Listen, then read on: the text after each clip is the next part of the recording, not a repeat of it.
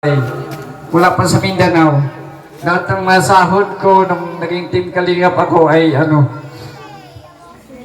nire-renovate ko yung bahay namin sa Mindanao. Kasama ko ang mama ko sa aking pangarap na mabago yung bahay namin. Pero hindi natin malaman yung panahon na binawi na siya ng uwian na siya ng buhay. So, ako naman, kahit PWD ako, hindi ko alintana yung kung ano ang meron ako. Kung bagpos na kumilos ako, nagsusumikap, naghahanap ng magandang kinabukasan. Ayoko yung naglulugmok na lang sa higaan kung wala ng trabaho kasi nga PWD, ayoko po ng ganun. At ito nakikita nyo naman po, no? Hindi sa paghahambog. Ito nakikita nyo po yung pagsisikap ko. Ang dating isang taga-probinsya na nakatira sa butas-butas sa bubong din. At sa tulong din natin Kalingap, naparenovate ko din po yun. At masakit isipin na mawala yung isang magulang. So parang pag nandun ako sa Mindanao, parang ayokong magtagal nung bago pa lang nawala si mama. Kasi naisip ko yung mga memories. Kaya salamat sa Team Kalingap, kay Kuya Val, at Edna, at Kalingap Rap, for 6 years. For 6 years na magtitiis. Ito ako ngayon. Dito, meron na tayong sariling tahanan dito sa Daet. At sana po, wag po ninyo akong magsawang suportahan. Salamat din po kay Bro Gabisera. Thank you, bro. Ang dating wala sa plano ay tinatagan ko na lang po yung sarili ko. Sabi ko, kaya ko to. Kaya ko to. Ayokong maging, ayokong maging palamunin. Kung kaya ko kumilos, kaya ko magawa ng ganito, ganyan. I show my talent. No, dahil sa talent ko, maraming napahanga, maraming napa-inspire. Sa mga kapwa ko PWD dyan, huwag lang po kayong mawala ng pag-asa. Pray lang po tayo kay Lord. At kung kaya nyo rin kumilos, ayan, kilos po tayo para kung may mga pangarap man kayo sa buhay, malay natin, samahan nyo ng panalangin, yan din po ay makakamtan ninyo. Salamat kay Bro Gab. Thank you very much po talaga. At sa mga nakasama namin dito ngayon sa village, maraming salamat sa inyong gabay sa paggawa ng ating bahay, no? Andito po sila tumulong, no, sa paggawa ng bahay. At siyempre, yung mga nagmamahal natin ng mga viewers, mga sponsors, maraming salamat po. Hindi po madali magpabahay po talaga. Pero sumahod tayo at alam mo naman, magsahod, diretso agad yan sa materyales. So salamat po sa mga sponsors po na na tumutulong, gumagabay din po para sa future dream house ko. Kuya Bal, salamat Kuya Bal ha. Laking utang na loob ko po sa inyo. Dahil kung wala din po kayo ay hindi nyo ako magkilala. Hindi nyo po ako magkilala. At yun nga, nung naghanap si Kuya Bal ng Kalingap Partners, akala ko nga hindi ako matatanggap kasi nga PWD baga. Marami ding mga nagsubok na mga PWD din kay Kuya Bal noon. Kaso nawalan lang din sila ng gana mag-vlog, no? So ako, talagang instinct ko na yun kasi ramdam ko sa pamilya namin na naghihirap kami. Maraming utang yung mama ko dati. May mga lending pa yan. Oo. Left and right. So, kailangan kong kailangan kong mag-sideline, kumbaga. Kasi yung pagtuturo, nung una kong pag-graduate ko, hindi man talaga magturo ka na agad. Makaturo ka agad, hindi man po yun. Kumbaga, step by step po yun. Nagturo tayo sa private, nag-sub lang po ako doon. Sabi ko, ay, hindi pa to sapat kasi nga, yung pangailangan namin sa araw-araw doon sa, sa Mindanao, talagang hindi kaya. Sinubukan ko nung pasalamat ako kay Kuya Bal na naghanap siya ng mga Kalinga partners at doon na nagsimula 6 years na pagsisikap ay ito na yung bahay ko na nakamtan. Maraming salamat din po kay Tita Elma at kay Ate Virtus na nag-down po sa lote. No, hindi po to cash, down payment. So ako po yung nag-monthly po nito. So pagsisikapan ko po yan na mabayaran at sana panoorin nyo pa rin po ako hanggang sa pagpakailanman. Salamat po. Thank you po. Salamat. Grabe. Yan ay luha ng tagumpay ni Mr. J. Na bagamat siya po ay may kaunting kapansanan. Ano po? Subalit hindi siya sumuko sa buhay. Tuloy-tuloy pa rin po siya sa kanyang pangarap. At masabi natin sa ngayon ay may bahay na po siya. So yung mga supporters dyan, nagmamahal kay Mr. J, huwag po kayong bibitiw. Tuloy-tuloy kayo sa iyong suporta po sapagkat si Mr. J ay tuloy-tuloy din po sa kanyang pagtulong. Di lamang sa mga beneficiaries na mga mahihirap, maging sa mga vlogger na may problema ang channel po nila. Natulong po si Mr. J. Sa akin din po, natulong din po yan. Pag may problema, yan, kasi magaling yan sa parating sa mga gadgets, mga electronic device. Malaman mo, nasaan na si Mr. J? Ay, pinalayas na po na sana. Ikaw ang mananagot. Yun ang mag-alaga sa'yo. Ha? Ano tawag mo doon? Nana? Roda? Ikaw? Halika rito. Halika rito, tayo mag-demo. Ano ba? Toy, kumain ka na ba? Mag-demo. Toy. Totoy, kumain ka na ba? Dada. Anong dada? Nana? Dada? Totoy, kumain ka na ba? Hindi pa na. Ay, dada. Gutom na ako na. Maraming pagkain, huwag kang mapagutom ha. Importante yung kalusugan, lagi mong pangalagaan yung kalusugan mo. Salamat, Dada. Nana? Dada. Kasi ano yun? Bicol yun. Yung ate, Nana sa Bicol. Di ba? Salamat, Nana. Ganun yun. Okay? Tuloy-tuloy tayo. At mayroong may special number muna. Bago si Mr. J magsalita. Tawagin tayo may special number. Yung mag-asawa na ako maligaya. Saan kayo? Ha? Kasi na, ano lang, message na lang. Mayroong may special number. So, ayan. Good evening po sa ating lahat. At Mr. J, congratulations. So, yun, grabe. Ang layo na rin ang narating mo. At yun nga, parang dati, isa ka lang sa mga, iniidolo ko sa Kalingap. Sa tuwing pupunta kayo nila Kuya Bal sa New One, talagang ikaw, kay Mr. J ko po naramdaman yung talagang hindi siya isnabero, hindi siya suplado, talagang andyan yung willingness niya makipagkaibigan kahit na kanino.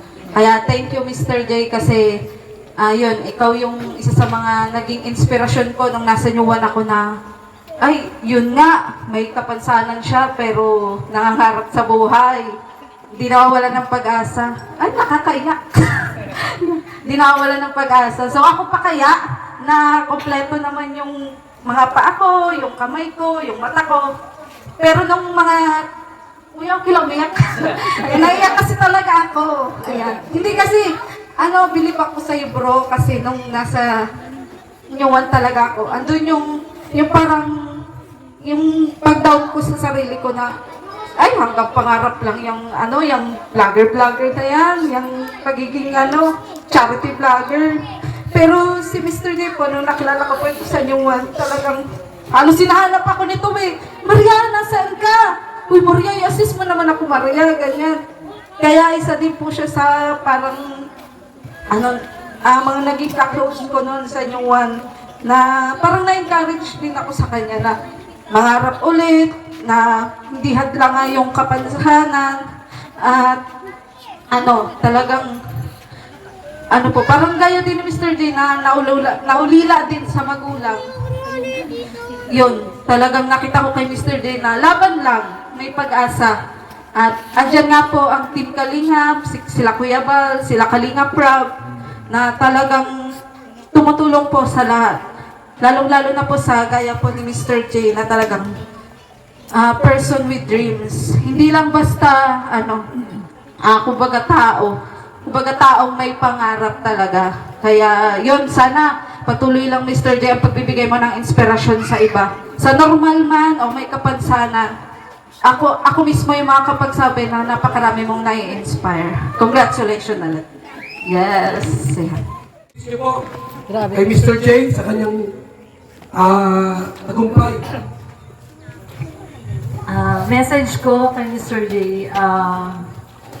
tuloy-tuloy lang Mr. J kasi nakita ka na namin na galing sa Zamboanga, galing ng Zamboanga, tapos nag-airplane ka pa nun, nalala ko naka-airplane pa siya nun. Sinundo ka sa Naga, tama? So, sinundo siya sa Naga. College graduate, naging vlogger. Teacher, actually, no? Teacher siya. Tapos naging charity vlogger. Pero Mr. J, ang pinaka main wish ko sa'yo, unang-una, yung sinasabi ni Kuya Bal, sana one of these days, no? Siguro in a very near future, makahanap ka talaga ng iyong lifetime partner. No? Kasi hindi naman natin pwedeng alisin yun kasi darating at darating yung panahon na kailangan talaga meron kang kasama sa buhay. No, bahala ka na kung anong gusto mo talaga. Basta ang importante, meron kang katuwang sa buhay. Hindi kasi po pwedeng solo ka lang forever. Maghanap na lang sa inyo. Dali na iuwi mo na Hindi, rito. bahala na siya kung kasi may preference siya. Meron siyang preference. So, kung ano man yung gusto niyang makakasama niya sa habang buhay siya, yun ang wish ko sa iyo, Mr. J. Sana sooner or later matagpuan mo yung lifetime partner. At yun, stay grounded, Mr. J. Kasi nakita ko naman sa iyo yung kababaang loob mo. So, yun lang, Kuya Bal. Mahirap yung payo ni Lorne na maghanap ka. Huwag mong gawin yun. Parayasin ka dito. Ano si Nana Ruda? Nana Ruda! Ay, pag ito ay nagka-problema ito, Grabe. Mr. J, congrats. Ang masasabi ko sa'yo, nauna ka, ikaw ang kumbaga sa batch ng mga nakatapos sa classes, ikaw, nagpa-blessing kang nauna. At congrats, sana pamarisan ka ng ibang mga katulad mong PWD na person with dreams. At hindi sumuko, bagkus ginamit yung kanyang kapansanan para umahon sa kahirapan at tumulong pa sa iba. Kaya ako, bilib ako sa iyo, Mr. J. Isa akong normal pero bilib ako dahil talo mo kami sa talent, no? Yung talent mo, talo kami.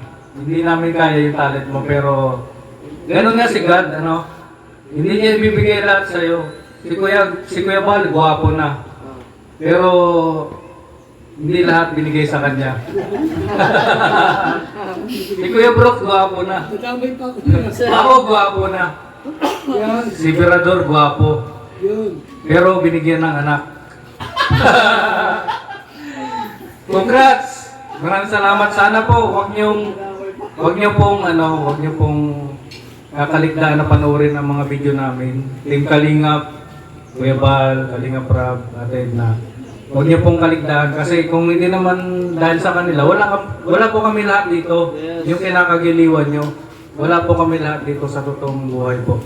Kaya wag mo po nating kakalimutan, huwag kayong lalampas sa amin. Dumaan muna kayo kay Kuya Bal. Kung meron man dyan mga blessings, padaanin natin sa kanila. Kasi sa kanila po kami galing. Yun ang nakakalimutan natin eh. Kung saan tayo galing. Dumaan po muna kayo sa kanila kasi siyempre, meron silang project. Bago yung project namin, unahin natin yung project nila. Kasi dyan tayo galing. Yun. Lagi natin sinasabi, spread love. God bless. Salamat, paring Ren Novino. O sakali po na dumaan naman sa inyo, huwag nyo kami kalimutan bigyan. Ha? May package kayo. Kita ko, daming kape. Wala malamang inambag sa lighthouse para doon magkape kami imported. Huwag nyo kami kalimutan kung may mga package kayo. Ha? Maraming panty. Bigyan ko ng panty. Wala kami. May susuot sa ano. Okay? So, sino pa rito?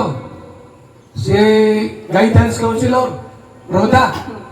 Madam, ano ang masabi mo sa iyong alaga na naging mo tagumpay? Pinalo ka pa. Paano mo siya nakikilala? Paano mo siya kilala? Ayan, no? Sobra. Kung di dahil sa kanya, Kuya Bal, wala akong channel dahil sabi nga nito si Paring Red, ayaw mo nga daw akong kasi ayaw manita ng ulo ko, pikon. So, totoo man yun. So, may katuwiran si Kuya Bal. Ito si Mr. G, di niya alam yon. Kaya sa kakulitan niya, ilang araw ako sa lighthouse, isang linggo mahigit. Yan, siya na yung nagkusa na gawa niya ako ng channel. Kuya Brooks Vlog. So, salamat Mr. G doon sa kusa mo na ginawan mo ako ng channel. So dahil doon, ayan, kagabahay din tayo. O, salamat po sa mga nag-sponsor po no, sa itong bahay ko ni Mr. G. At yung pong kanina po, doon sa kwento po na siya, sinunugod namin sa hospital, dalawa kami nakamotor. At ang isa angkas sa akin, siya naman, angkas ka ba sa akin? O sa puti, o si puti. Tapos ako yung nakasunod. So, akala mo namin talagang goodbye na, babay na. So, thank you kay Lord at siya binuhay muli. So, mayroon kasi siyang, kumbaga kumbaga, mission. O yan, no? So, para makatulong sa ating mga kababayan. So, ganoon pa man sa sitwasyon mo, ngayon po, ang kanyang pangarap, hindi po niya akalain ito. At dumating po sa buhay niya, yung nga lang, wala na po ang kanyang minamahal niyang mama o magulang niya. So, tinuturi po namin siyang ampo na po, hindi Kuya Bal. Yun po ang gusto niya mangyari kasi po nandito na sa loob ng Kalingap. Ayan, no? So, yun lang. Good luck. Congrats. Nakailang topic ka? Thank you so much, Kuya Brooks.